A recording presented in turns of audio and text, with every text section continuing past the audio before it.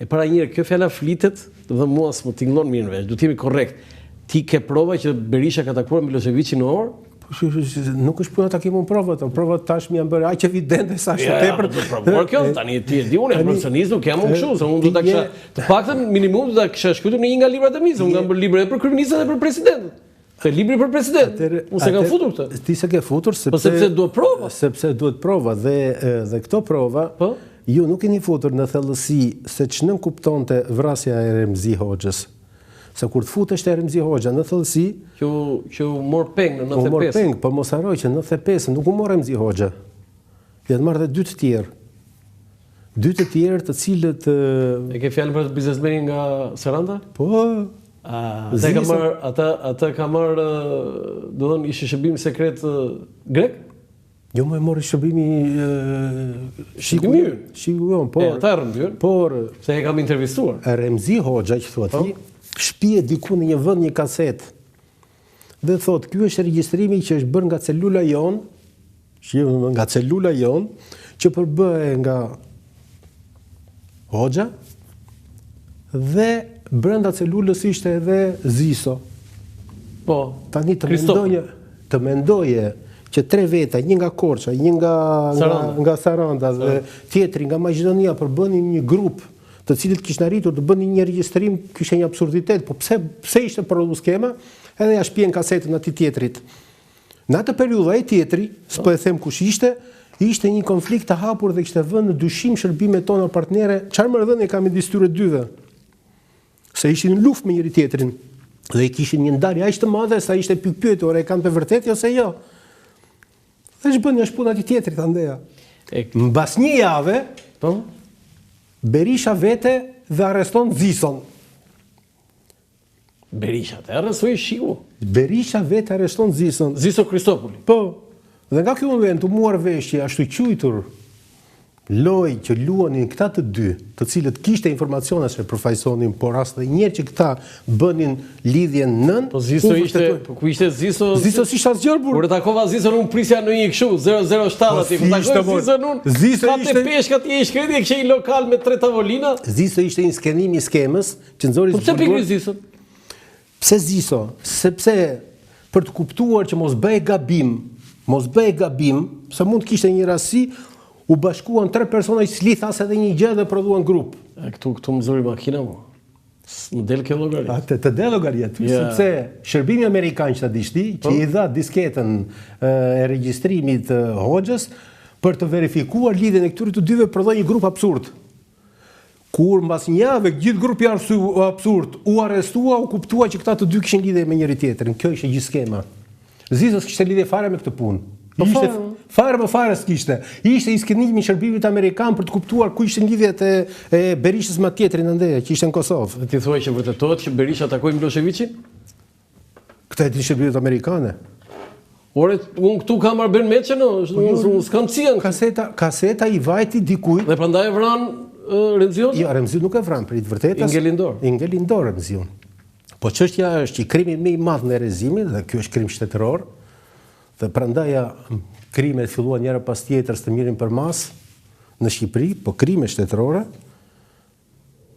është zhdukje trupit ti.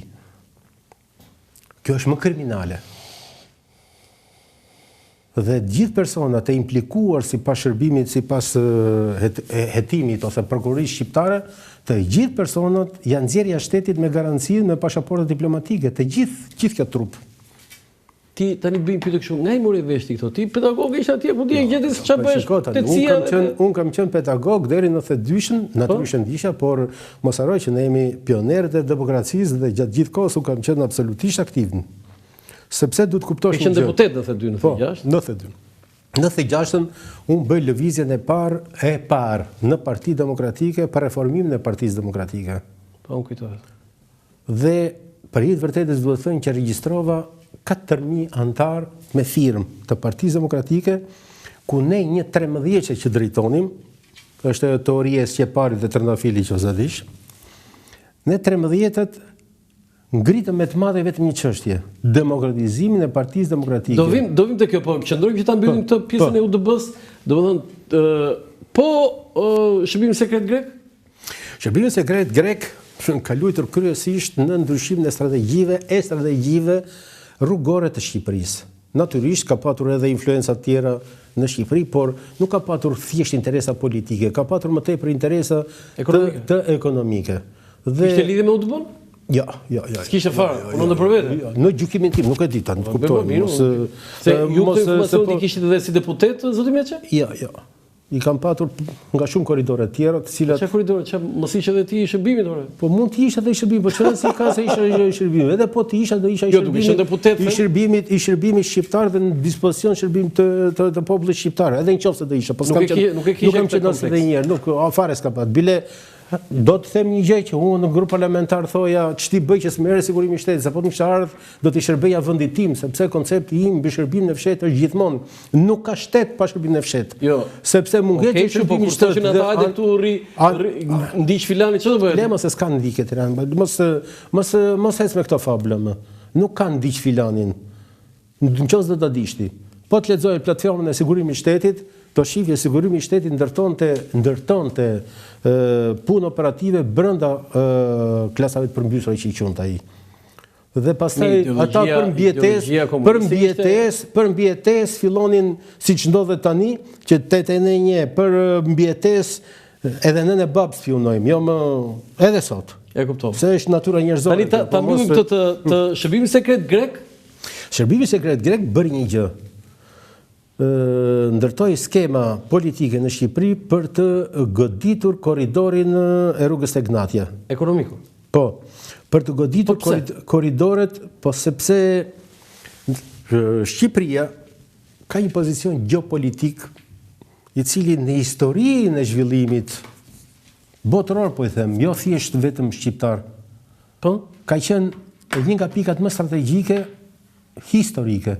Ka qenë që në kohën e Romakëve, dhe keni parasysh që Durrësi, posaçërisht pastaj edhe Vlora dhe Shëngjini, ka qenë pika strategjike të invadimit të ushtrisë romake drejt Ballkanit. Po, sigurisht. E njëjta gjë vjen në periudhën otomane, ku më tej, që them unë, perandoria romake është ndarë nëpërmjet vijës Teodosit, Lindja dhe perëndimit? Perëndimit e cili kalon Lezhë. Po, aty është. Në Lezhë kalon dhe ndan botën kristiane katolike me atë ortodoksën. Dhe ne mbetëm ortodoks? Jo, nuk kemi mbetur ortodoksën. Jo, në kjo vijë ortodoksi ishim ne, te Bizanti ishim ne. Po ishte Bizant, Sipër nuk ishte Bizant. Sipër ishte katolik, sepse ke një korridor që është Mirdita atje që mbeti gjatë gjithë kohës një ishull. Okej, se më se po futemi shumë këtu. Më tej njëta gjë ndodhi dhe në kohën e Turkut, i cili po shikosh pykëzohet dhe del deri në Durrës, dhe pastaj e ndan përsëri botën sipër dhe poshtë kristiane, ndërsa në mes futet Turku. Po të vim në kohën e Rusit, përsëri Rusi erdhi në Vlorë, po erdhi te kinezi, përsëri te kinezi u fut në këtë korridor dhe tashmë natyrisht janë futur linjat e NATO-s dhe ne vazhdojmë të jemi pikë strategjike. Duke qenë pikë strategjike të gjithë flukset vetare do të kalonin nëpërmjet Durrësit dhe do ta linin aneks Greqinë. Jemi në një moment sot ku prodhimi i portit të Hamallajt po e kthen Shqipërinë në pozicionin e vet geopolitik. Nëse duhet të jeni shumë të vëmendshëm, për herë të parë lidhja e Durrësit me Shkupin po bëhet me autostradë. Pra, po kalove sot në Elbasan, do të shohësh që nga Elbasani në Durrës po bëhet autostrada. Elbasan Librazh është gati në përfundim, ka filluar nga Librazhi drejt kësaja Qaftanës. Gabim i rënë strategjik. Rruga Qukës Korç. I rënë strategjik. Pse? Ajo ka probleme shumë serioze. Domethënë, sabotazhi më i madh që është bërë industrisë transportit, mekanizmit transportit Shqipëri është rruga Qukës Qaploç. Pse kjo që u inaugurua tani? Ajo që u inaugurua tani. Pse? Do vazhdojmë këto po të thëj. Jo, vazhdojmë këto se me vërtet do më zër makina. Ku këtë do të vazhdojmë? Jo, tani thej që kisha listën. Kush ishin? Ai kush ishin, mos kërko kush ishin. Emra nuk i tregon. Nuk mund t'i tregoj, vetëm po çfarë statusi? Vetë duhet të them. Jo, çfarë statusi? Identitetin do të them një gjë sepse folëm për takimin në orë. Takimi në orë, kalimi i Berishës drejt takimit është bërë nga 2 persona. Njëri për cile ishte deputet dhe tjetri që ishte sekretari i Partisë Demokratike në atë periudhë. Dhe kur ka ndodhur takimi? 94 pra. Po sa, di datë? Ja, si mbajmë atë, me data mos. Po mirë, po bëj një pyetje tillë se edhe kur takuan Nano me Miloševićin në Kret, që ishte publik, Berisha i tha armiku i Komit Fatostano, etj. Ai ishte një seminar, një lloj takimi kështu dhe takimi ishte publik, nuk vati Nano në cep atje takoi Milošević. Për të vërtetën, për të qenë korrekt. Po Fatostano ne quajtën tradhtar. Tani na tregon diçka, ti thua, e vërteton ti këtë, se prova nuk e, që të themi kështu troçë, që çfarë ka biseduar Berisha me Miloševićin.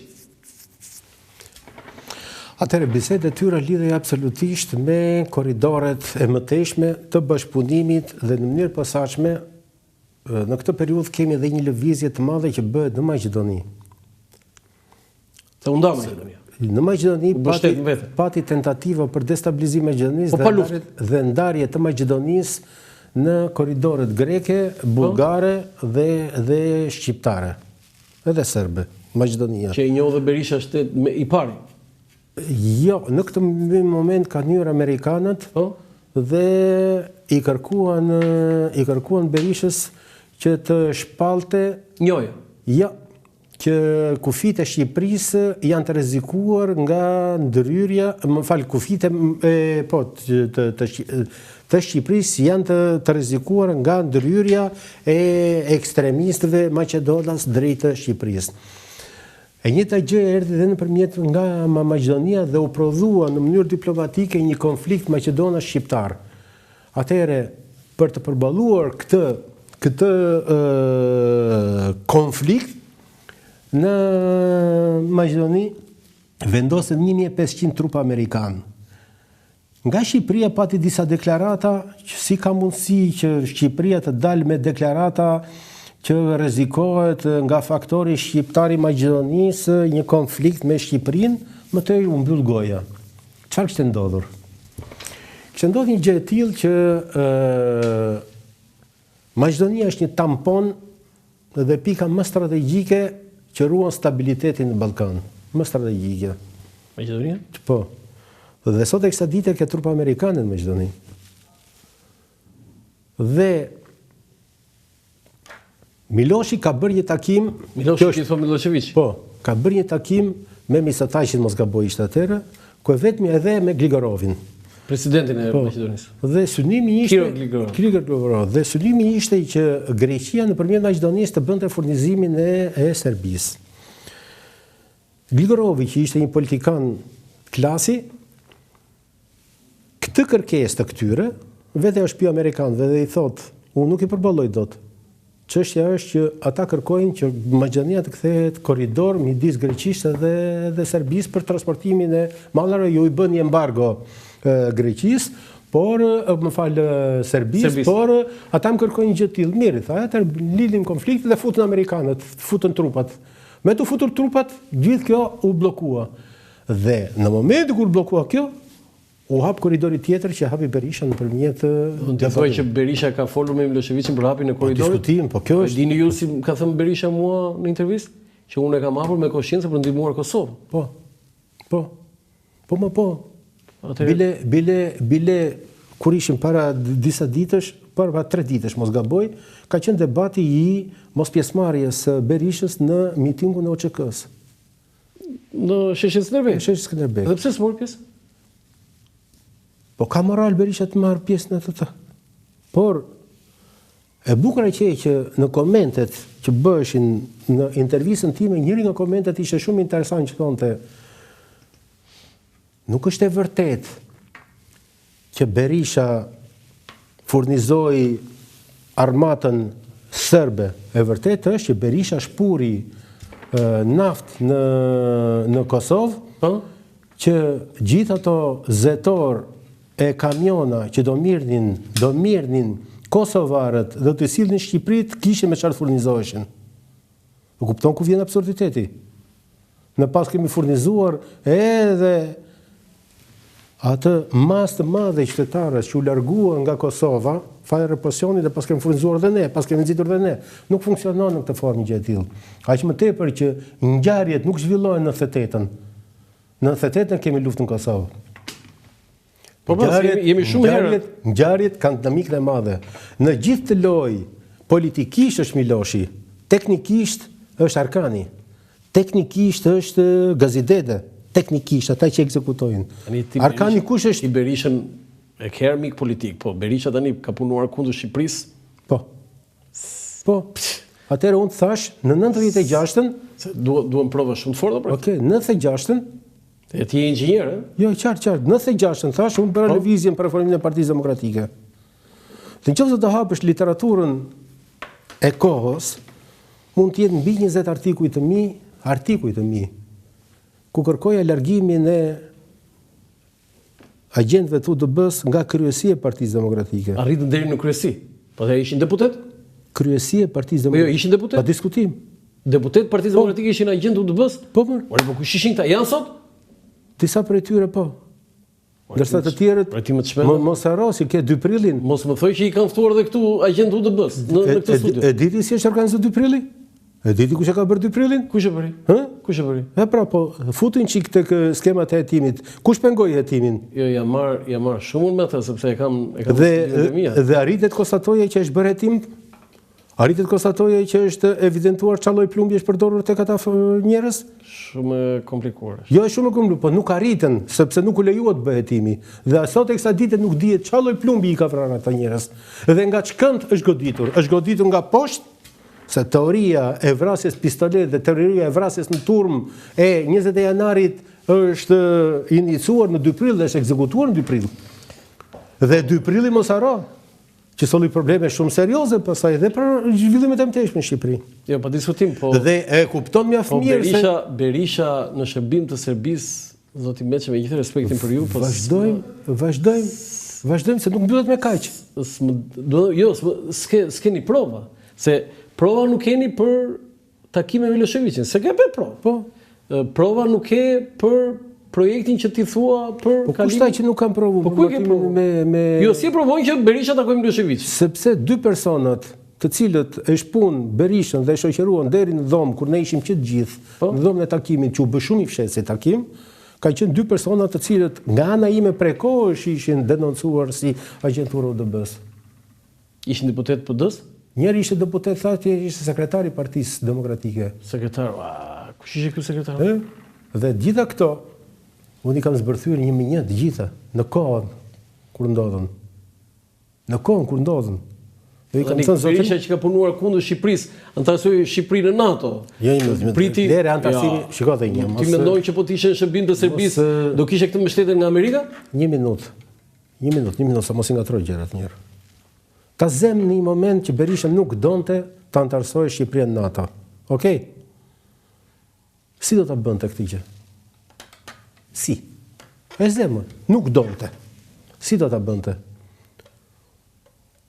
Dini çka ka bërë Berisha? Çka ka bërë? Gjatë periudhës që sidomos sezonin e dytë 2009-2013 strukturat ushtarake... Mandatin e dytë si kryeministër. Si kryeministër. Strukturat ushtarake të Shqipërisë nuk pjesëmerrnin më në asnjë mbledhje të NATO-s, shtabit NATO-s. Ajo këtë nuk e di këtë. Jo, po, mësoj atëre. Jo, unë do të kisha lejmë përsos, unë kam qenë dhe në NATO, në shtabin e NATO-s, unë kam qenë në Bruxelles. Ti ke qenë, por pse? Sepse shërbimet konstatuan që bisedat e shtabit NATO-s rrithnin. Pra unë thash, çfarë do bënte Berisha për ta penguar futjen NATO në një popull i cili është absolutisht pro NATO-s? No, është shumë e thjeshtë, nuk do kisha mbështetjen e Amerikës, kaq, është shumë e thjeshtë, po ai e kishte. Kush e kishte? Berisha. Kush the? Apo tani të vi këtu George Bushi këtu tani dhe një minutë. Në 8 vite kryeministe ka pas mbështetje zoti. Një minutë, mos i ngatroj gjërat përsëri. George Bushi pse ka erdhur në Shqipëri? Për 2 arsye. Po. Mbështetjen pa kufi ndaj Shqipërisë dhe Kosovën. Po pra, s'kishin bërë me Berishën. Se ta zem se kushdoj që të ishte. Momenti historik ishte që të ndodhin gjë të tillë. Sepse praktikisht Kosova nuk u shlirua nga Bushi, u shlirua nga Clintoni. Po mirë, filloi nga Bushi plak. Ore dhe njerë, politika amerikane ka qenë shumë e qartë në gjeopolitikën e vetë në Shqipëri. Po pas ka ndryshuar për Kosovë. Absolutisht nuk ka ndryshuar. Pavarësisht ndryshimeve po mos harroj që në 97-ën armiku numër 1 i Berishës kanë qenë amerikanët. 97-ën. Dhe mos harrojmë deklaratat që janë dhënë nga ky Gazideda. Mund të them edhe Blerim Qelën, po në parlament e ke fjalën. Në parlament. Fjalimi i famshëm. Po flarimi i famshëm. Pse nxori nga mendja vetë? Jo, pa një lloj koordinimi, nuk. Por më thuaj nga ajo ditë. Dhe deri më sot, kush kanë qenë ambasadorë shqiptar me të cilët Berisha ka pat aleancë? Një. Më thuaj një. Ambasadorët? Amerikan. Amerikan për Shqipëri. Një. Ka pasur Arvizu. Po le Arvizu ishte i pari. A ti thua nga këta... Nga 97 dhe këte, më thuaj një. Domari Zalinën, e shpalli armike. Pastaj ti marrë me radhë të gjithë janë shpallë armike. Ka një moment që ne duhet ta kuptojmë. Vetëm Bob Frowick, Robert Frowick. Asa mban ndëri. Jo, 2-3 muaj ndëri, sa futi PD-n. Jo futi PD-n në parlament, se nuk ishte ambasador, por ishte i ngarkuar me punë. Po, është me kontribut që prit vërtetës nuk e mban mend njeri, ai ka është nderuar etj, po se mban mend njeri se nuk kanë pat ndonjë ngjarje historike që lidhet me goditjen e Berishës ndaj tij. Këta ambasadorët amerikanë në Shqipëri i ka evidentuar Berisha duke i shpall luftë gjithëve. Luja, Mariza, Mera, që themu tani? Marsiris. Me Markta, s'kishte marrë të qia Berisha me Marsiris. Po. Cila është periudha? Kur Berisha ishte kryeminist. Po pra kur? Ishte pera e para, jo e dyta. Po, dhe ishte ajo që kishte bashortin në ambasador në Athinë. Po pra, ishte e para. Dhe nuk ishte të bënde shumë me Amerikën, por kishte të bërë me një fakt. Ishte ajo që menaxhoi vizitën e Bushit në Tiranë. Po, Berisha mori premtimet, dha premtimet, bëri ndryshime të mëdha në politikën shqiptare në atë periudhë, sepse jemi në lëvizjen ku Berisha prodhoi tjetër lloj portreti në opinion publik. Është periudha kur unë u riktheva në Partinë Demokratike. Pa unë u riktheva sepse prodhuam bindjen që Berisha kishte ndryshuar.